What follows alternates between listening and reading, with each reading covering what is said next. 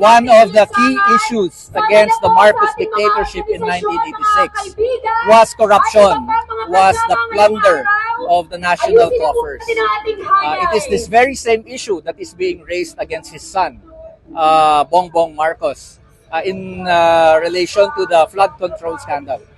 And we are outraged that several months after the revelations about the flood control scandals, the investigations have practically come to a halt.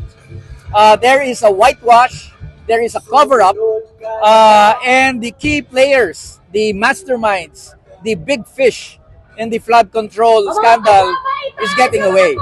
And biggest of which is President Marcos himself. So, What are you accusing President Marcos of? Why are you saying that his mastermind is a big fish? Marcos was at the front and center of the flood control anomalies. He was the one who prepared the budget that included the billions, hundreds of billions for flood control.